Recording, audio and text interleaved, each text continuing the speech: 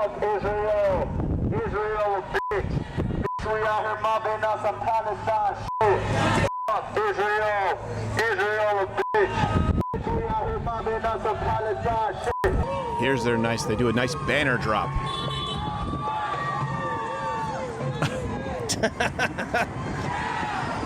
What's that, brother? It's a violation of policy to vape on campus. No shit. To no food, no smoke, tobacco, and no vaping on the campus. But there's a few vapors over there. I need to see your ID. I don't have my ID. What?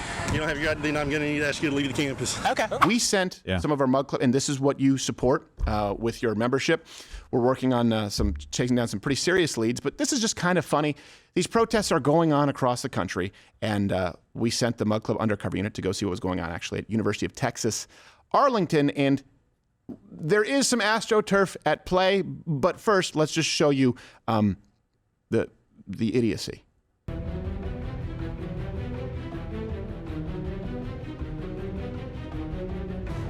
Kind of? Fuck Israel. Israel a bitch. Bitch, we out here mobbing on some Palestine shit. Fuck Israel. Israel a bitch. Bitch, we out here mobbing on some Palestine shit. I'm actually curious, like the occupation, where, like, I feel like that has a lot of different definitions to different people. I just wonder what your assignment is. Military occupation, meaning the Israeli IDF soldiers occupying. The who? Israel IDF soldiers. IDF? What an idiot. I know. Oh, yeah. Okay. It's just These people don't know. They're pawns. Like, right.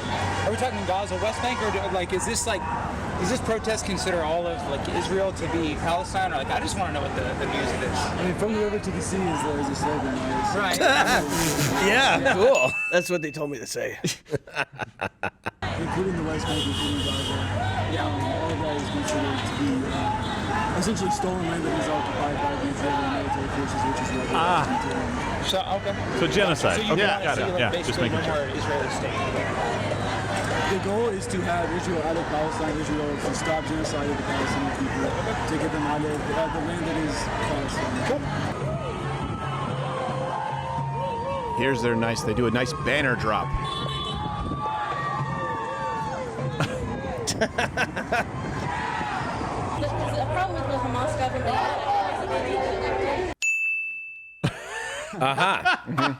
Right. That would be a problem if it was true. Yes. This was 17 years ago. So it's kind of like saying, Amy, do you believe in what the KKK did? What? I'm not under them, right?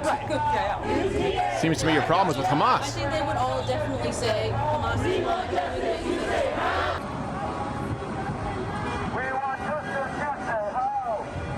What's that, brother? It's a violation of policy to vape on campus. No shit. To no food, no smoke, tobacco, and no vaping on the campus. But there's a few vapors over there. I need to see your ID. I don't have my ID.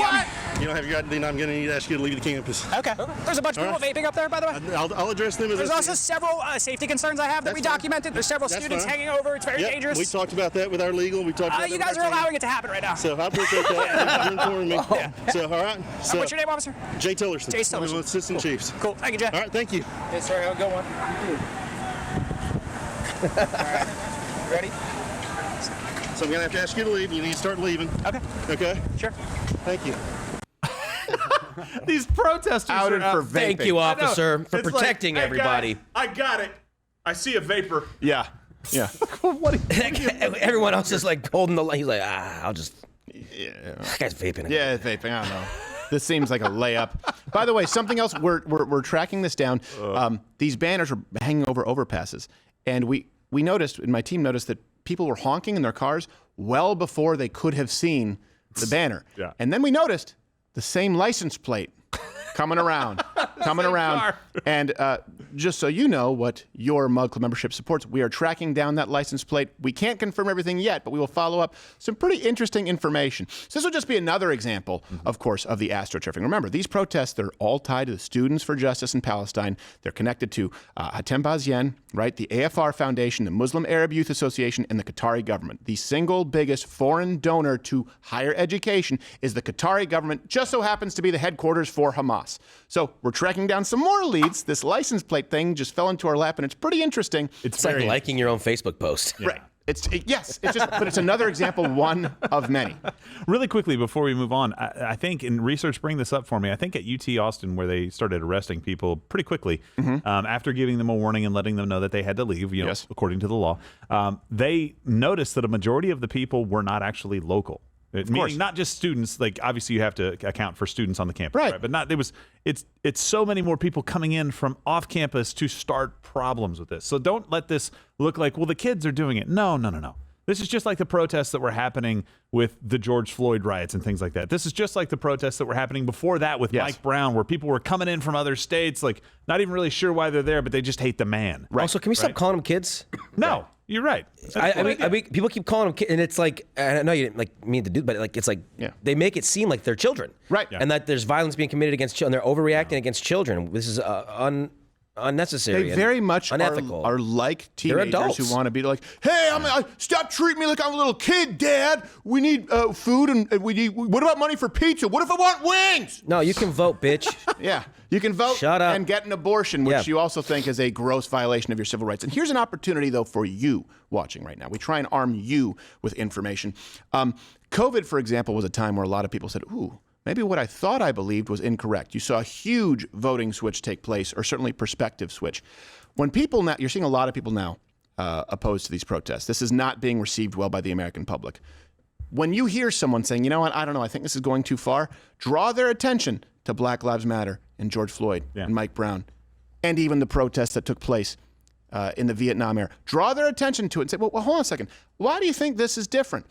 Are you aware of the $2 billion in damages that took place from the Black Lives Matter protest? Well, you remember Hands Up, Don't Shoot?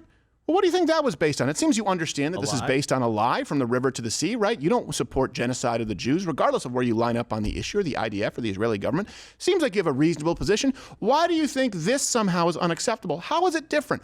And draw their attention to the fact that it's just more of the same. Nothing.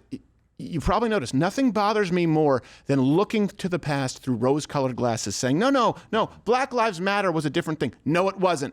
No, Occupy, no, it wasn't. No, the Vietnam, no, it wasn't. And so if their eyes are being opened right now, that's an opportunity where you can ensure that they now view history for what it actually was and not what the media has told them. Also, credit where it's due, not every college student is a waste of space.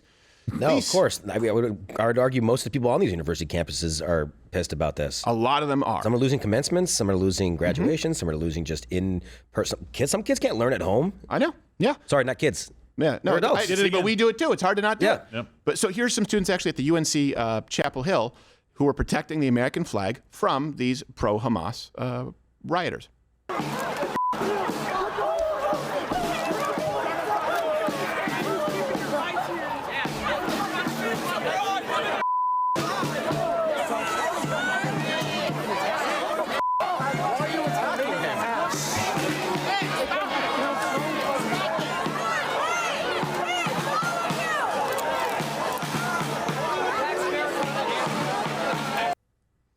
Right now, you made the point just a second ago. You saw the two flags there. You saw the American flag being protected. You saw somebody holding the Israeli flag, and nobody was running over to take the other one down from those camps. Nope. Those camps were fine with those two flags coexisting, like you said. You'll not see that in nature. If you find it, let me know. If you see a Palestinian flag and a Hamas flag. Obviously, Rashida Tlaib's offices with that next to the LGBT flag doesn't count. That really doesn't count. But one thing I wanted to show you, one of the reasons that we did what we did on Monday night was what you're seeing on CNN right now, right? They're showing these clashes. They're saying police and protesters clash at the University of Wisconsin. They're not showing just the protesters harassing other people and Jewish people and keeping people from getting to classes. They're starting to put that narrative in your mind. It's about the police response. It's not about the protesters.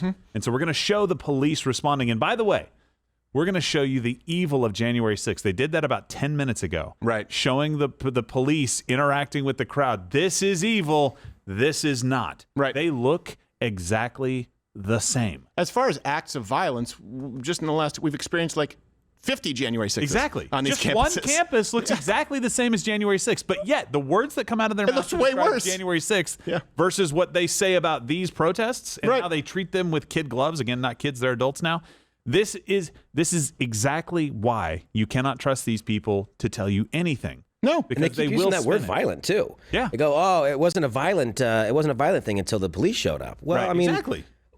Not all crime is violent. Stupid. Yeah. You're committing a crime. Also, I think and they asked you to leave. You said no. Yeah. Also, I think the lady who was knocked unconscious because she had too many vowels in her last name might consider that violence. Yeah. I thought keeping somebody from a protected class from being able to access, I don't know, the university that they paid for might be a crime as well. Like maybe keeping black kids out of a school in Alabama was a crime that needed police presence there, that they made sure integration happened. Here's the same thing. Here's something that is really a through line, just to be, and this is why maybe you don't. I want to put a finer point on this, and you guys can comment below. Let me know if you agree. When you think of protests or you think of revolutionaries, you need to be risking something. So you may not like members of our military, but they're risking something. Their lives, in many cases. You may not like, for example, people who are, I don't know, chaining themselves to a tree because they don't want it to be taken down. Or you may not like Gandhi, but a hunger strike, he's risking something, right? The point to protesting, or let's say a coup, if you're actually trying to affect real change, you need to have something at stake. Right? You need to have something that you laid, okay, let's show our cards. All right, what chips are you putting on the table? In this case, nothing. Let's walk through this. A protester right now saying, I am out there protesting in solidarity. Okay, all right. So what are you risking? For example, if we had walkouts when I was in high school, we knew that we were going to be suspended. Right. And very few kids walked out. In this case, most of these students, not suspended. Okay, are you foregoing your education? No. Tuition? Well, that's actually paid for when you talk about student loans at this point. All right. Your freedom, you're not going to be arrested. Your ability to move freely across campus. No, I'm blocking other people's freedoms with no consequences. Food? No, we're going to demand that the administration bring in food even though they're not blocking anything and we can still Uber Eats. You want to protest something while demanding that everyone else funds your protest. There's no risk there. That's why there's no respect for this. Even if you look at, for example, Vietnam, and I think that Vietnam was turned into a quagmire, it's a complicated issue. If you just look back and say Vietnam bad, veterans bad, okay, all right, that's incorrect. But if you look back and say, hey, you know what happened with JFK? If we want to get to the Bay of Pigs, if we want to see what was going on, the government was not being honest, absolutely. However, when there were some clashes with veterans who got, they're not pissed off, they were tired of being spit on when they were coming home from the airport and being called baby killer after they'd just been inhaling Agent Orange for a good portion of their life, at least those veterans were risking something. So even if you say, I side with the hippies, not the military veterans, one side risked something. Hey, the American revolutionaries, well, they risked everything. Everything. And that's also the big difference, by the way, that bothers a lot of Americans. They want to accuse you of being a nationalist. They want to accuse you of being a racist. If you say, hold on, we need to deport illegal immigrants. No. The Irish who came here, they risked something. There was no social safety net. When the Jews migrated here, when the Italians did, when the Polish did, they came here with a promise of nothing in return. Guess what? People respect that because they're at least taking a risk. People inherently respect someone who is willing to put their money where their mouth is and step out in faith. That is not the same thing as somebody who puts nothing on the line or somebody who comes to this country for economic opportunity, gets a debit card, 30 days in a paid-for hotel, and a work visa. What are you willing, and this also can apply to you, by the way. You can bitch on X. What are you willing to put at stake? What are you willing to risk? No more being anonymous and worrying about your job. And look, the left is coming for you anyway. They're willing to risk nothing. You need to be the party, the group of people, meaning conservatives, people who love America, MAGA, Republicans, whatever you want to call yourself. Put something on the line and let people see it. Let people see that you're stepping out in faith because you believe in something and you're willing to put something at stake. That's what we've done. Hey, it's what we can do. We've burned the boats, nothing for the swim back, especially going into this election. These people there risk nothing. They are protected by their quislings in the media and in Washington, D.C., and then they affect policy where you pay for their tuition, you pay for their food, you subsidize an entire underclass government where they can work from home for jobs that nobody actually needs, or you hire, I don't know, 70 to 80,000 new IRS employees, it's nothing but favors and kickbacks. If someone is risking nothing, it's not a protest.